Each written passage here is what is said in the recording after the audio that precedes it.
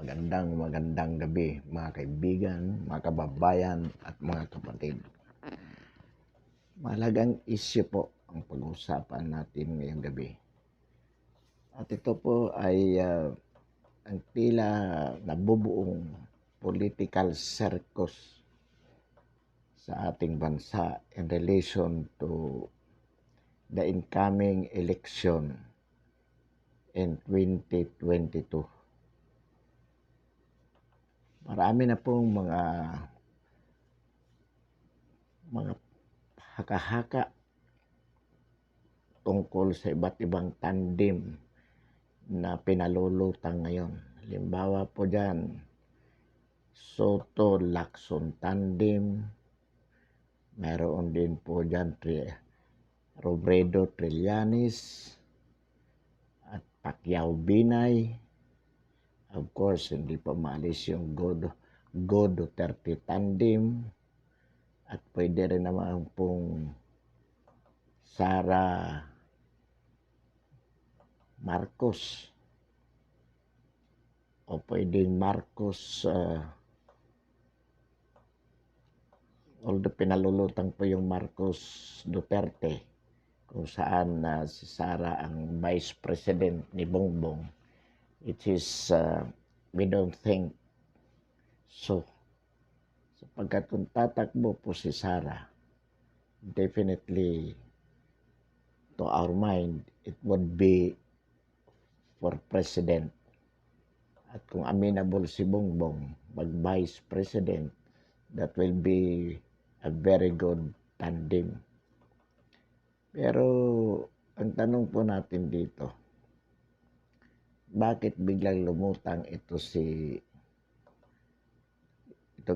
isang bayan o isang sambayan with Antonio Carpio del Rosario and Conchita Conchita Carpio Morales.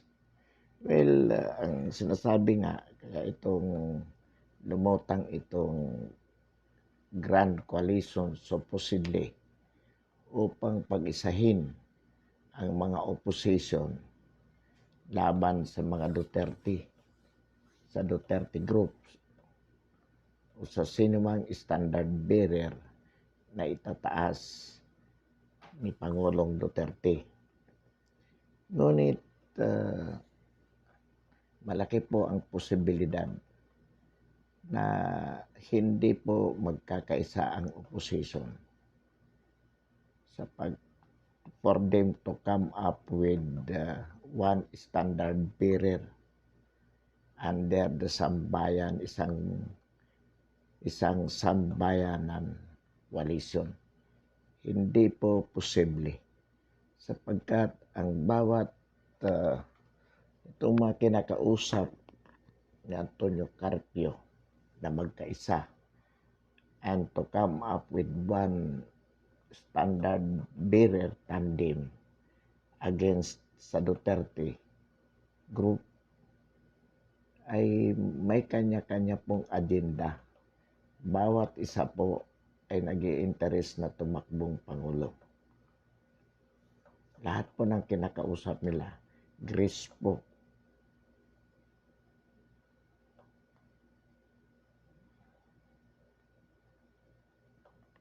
Lacson,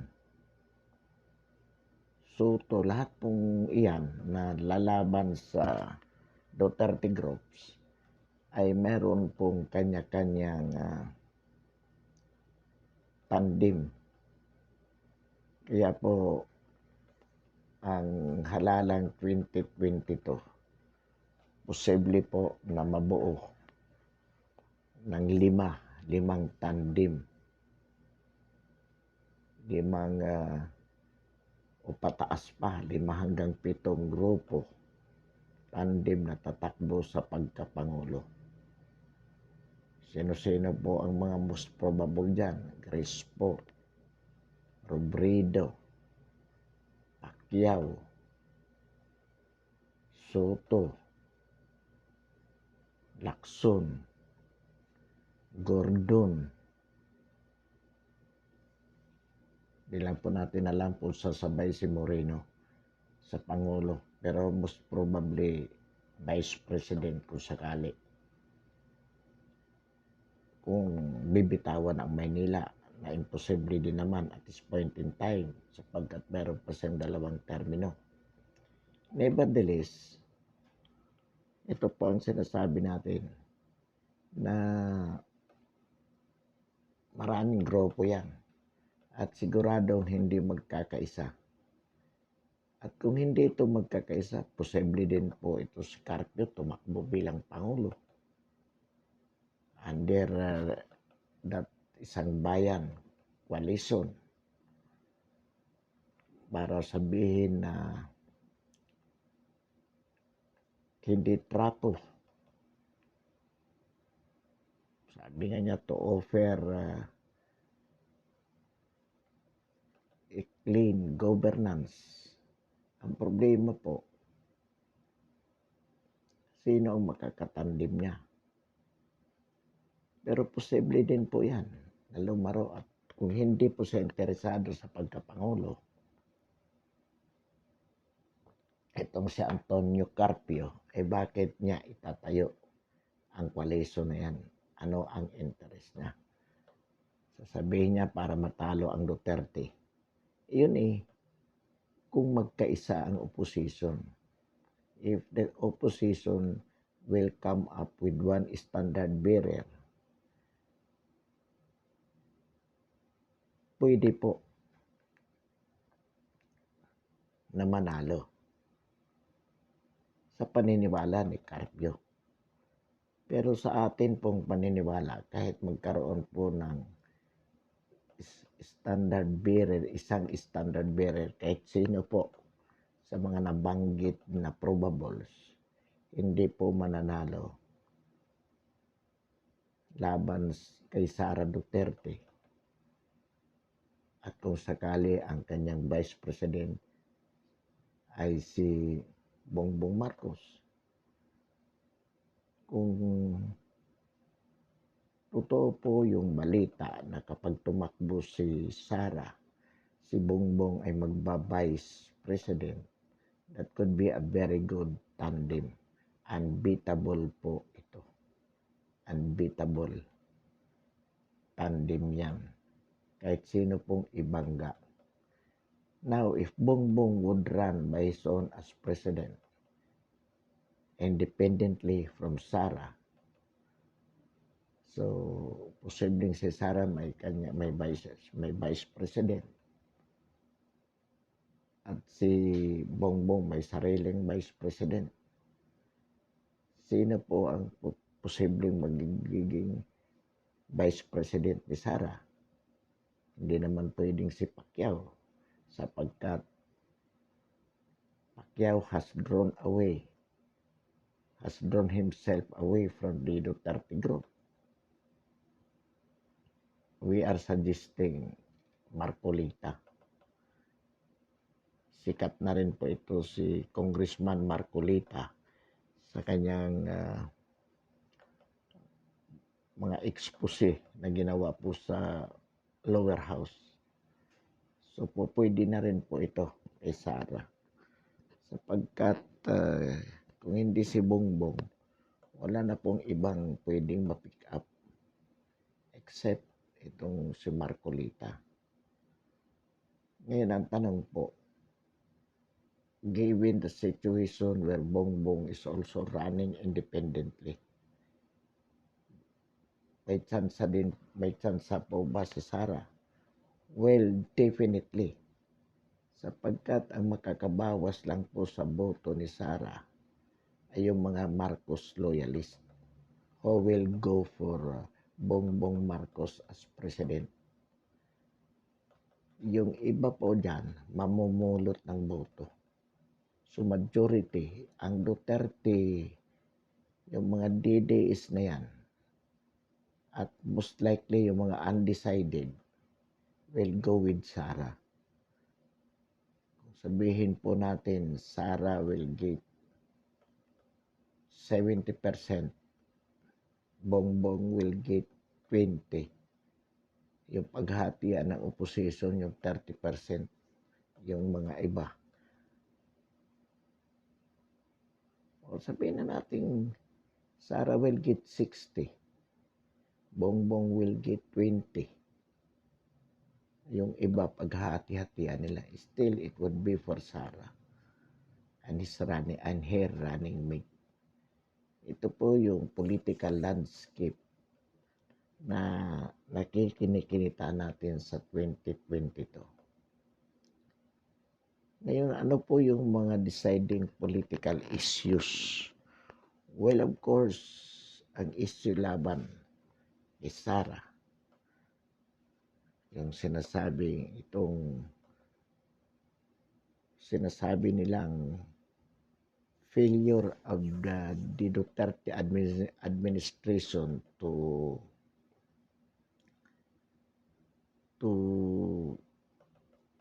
COVID pandemic response. Well, of course, yan po ay alam ng sambayanan na paninira lamang sa bahagi ng opposition, sapagkat insofar as the majority of the Filipino people are concerned, they believe that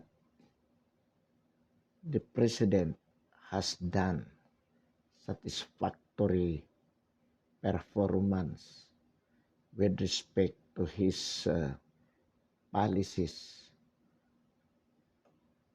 relative to the COVID-19 pandemic. Yan po yung ating pananaw at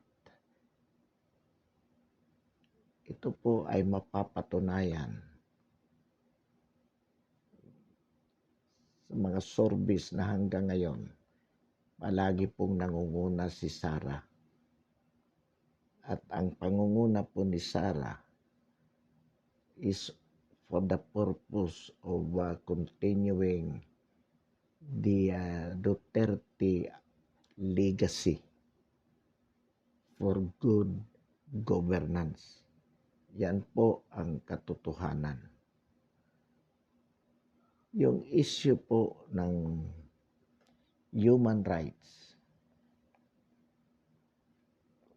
against Duterte administration in relation to the alleged AJK against itong extrajudicial killing in relation to illegal drug war of the government and this CPP and PA and DF terrorism, kung saan di umano maraming napapatay.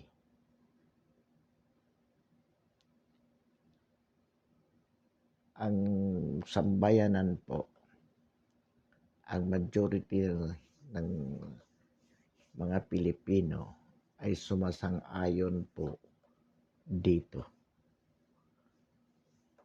Bakit po? Sapagkat naniniwala sila na ito lang ang tamang approach, kamay na bakal, laban sa illegal drug trade at sa mga teroristang CPP, NPA, NDF. Ito lamang po. Katunayan, Duterte was voted president in 2016 because of this campaign promises to use iron hand against the corrupt government officials, against the CPP and PNDF, and against the illegal drug traders. At pinaniwalaan po siya based on his Davao experience as a mayor. Itong Davao experience ng ating Pangulo whether right or wrong, but it has something to do with the EDK allegations. Sapagkat yan po ang naging impression ng Duterte trademark sa Davao.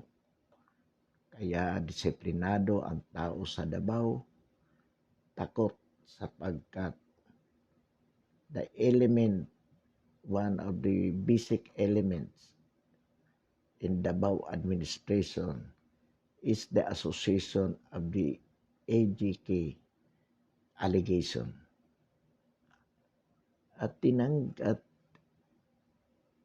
ginamit po yan ng ating Pangulo bilang kanyang campaign promises. Kaya po ito yung mga nangyayaring sinasabing human rights violation with the association of AGK is impliedly a compliance with his campaign promises. And the majority of the Filipino people are satisfied with it, as proven by the fact that his approval rating for 5 years in office is still very, very satisfactory.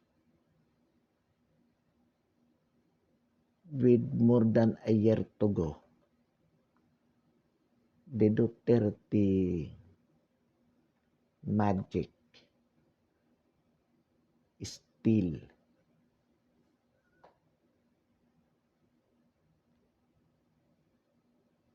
is being adored not only by the Filipino people but by the whole world.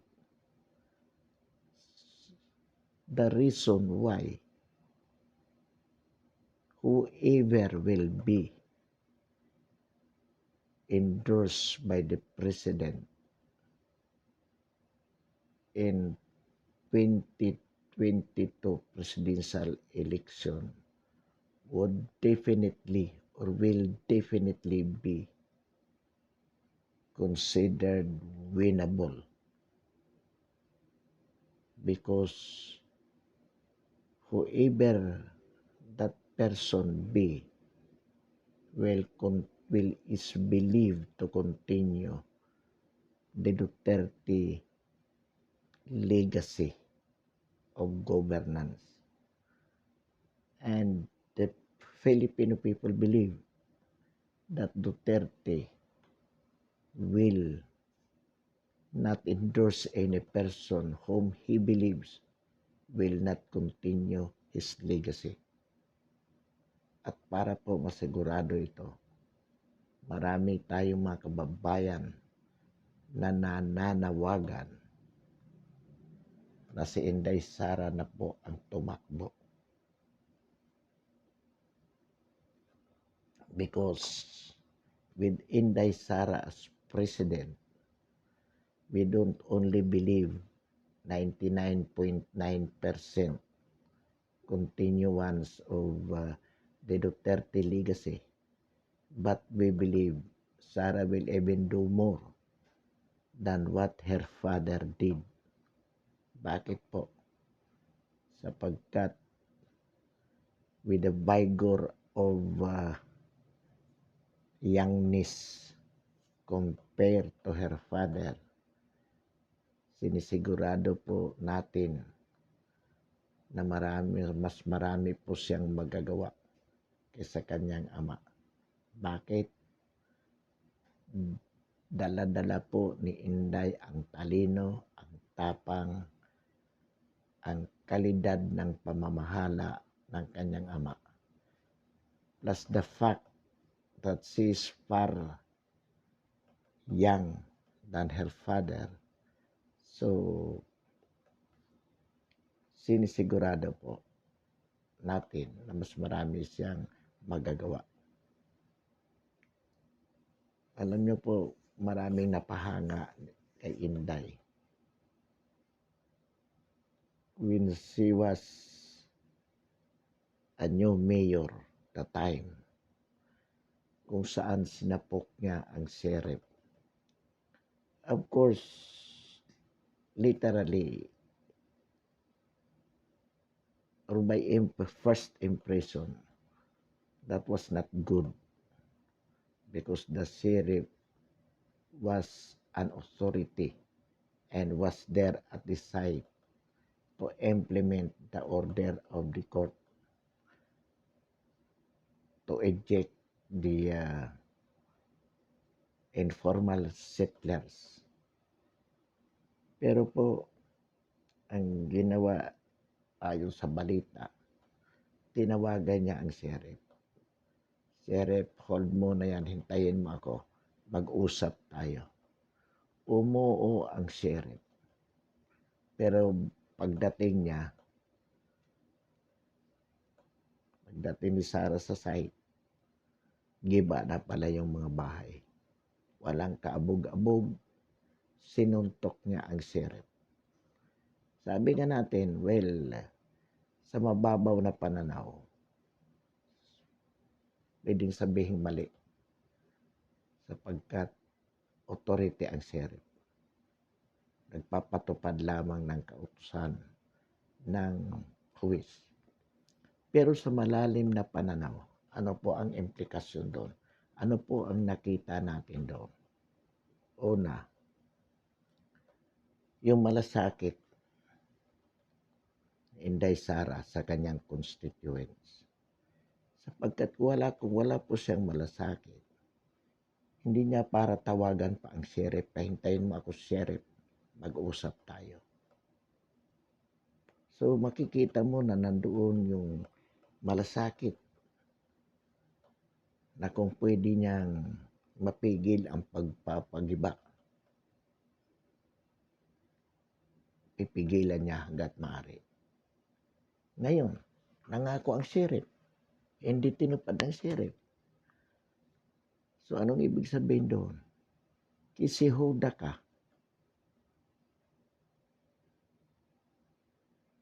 Kung sino ka man, authority, nag-usap na tayo. At ito namang ipinakikiusap ko. Ito na may hindi para sa sarili kong kapakanan, para sa sariling sambayanan. Umuo ka na, hintayin mo ako. Hindi mo ginawa. So, sa sobrang galit niya, sa tapang niya, sinapok niya ang sheriff. Ang ibig pa doon sabihin, she is that principled woman, strong woman. Para gawin niya yun. Bihira po ang makakagawa ng ganyan. Naroon yung immediacy of taking the decision and the courage, the braveness to fight for the principle she believes in. Yun po ang nakikita natin doon.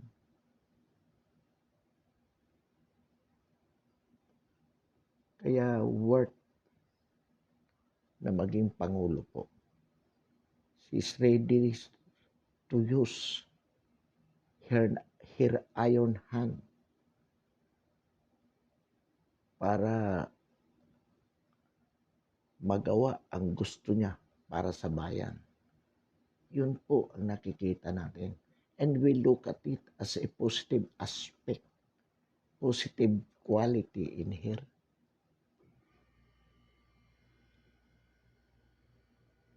Kaya po sinasabi natin, magiging mapalad ang Pilipinas with Sara Duterte succeeding her father as the President of the Republic. Ngayon, maraming nagagalit sa administration ni Pangulong Duterte. Si Antonio Carpio, projecting to be an intellectual being a retired Associate Justice of the Supreme Court. Kasama tong kapatid niya, si Conchita Carpio Morales. Together with Del Rosario, nagtayo po ng isang bayan, isang sambayanan to unite the opposition of the Duterte administration. At ang sinasabi niya, the first step or the prime motive intent of this organizing is to get out of the Duterte groups from Malacanang.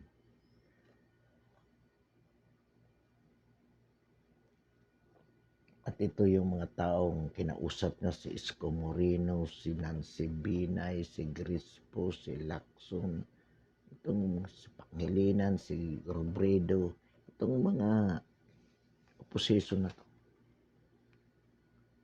Kilala po natin itong mga ito. Individually, wala pong mga achievement ito except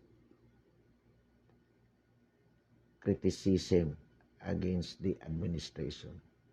Yan lang po, panay daldal, panay paninira, lalo na po si Trillanes, lahat naman pare-pareho sila. But at matagal na pong nanungkulan to. Mga panahon ng mga Aquinos, ito na rin ang mga nanungkulan, senador, in whatever capacity. Pero wala po silang nagawa individually and collectively. So what else could we expect from these people? Ang sinasabi ni Carpio, to offer a better government through these people, ang tagal na sa panunungkulan itong mga ito. Ang sabi nga natin, they serve the oligarchs instead of serving the Filipino masses. Sa totoo lang po, mas naniniwala tayo doon sa motibo ni Carpio na pagkaisahin niya itong mga opposition na hindi naman pwedeng magkaisa. Alam niya to at the outset na hindi to pwedeng magkaisa sapagkat meron kanya-kanyang mga interest. At the end of the day, pagdating ng filing of certificate of candidacy at wala siyang makuhang hindi niya mapagkaisa dahil definitely hindi siyang tatakbo as president. Pwedeng si Del Rosario ang vice president. Ito po yung mas nakikita nating pangunahing motibo kung bakit binuo ni Carpio itong isang sambayanan o sambayan. Ito ay at this time this will be an avenue for his campaign strategy na makilala siya, ma-expose siya, mapag-usapan siya without telling directly to the public, of course, kung ano talaga yung motibo niya. Pagdating ng filing, sasabihin niya, due to failure of uniting the opposition, then isang sambayanan will be compelled to fail its own presidential bid, its own tandem. Because this is the only way where we could offer a better government to the kind of government that the Duterte administration has offered us. Yun po ang nakikita nating mas maliwanag na motibo sa bahagi ni Antonio Carpio. Ngayon, ang tanong po, assuming it will happen, mananalo po ba si Antonio Carpio? Well, definitely not. Una po, hati ang makukuha niyang boto will be coming from the opposition. He would be an additional divisive factor to the opposition group. Samantalang ang Duterte supporters will be solid behind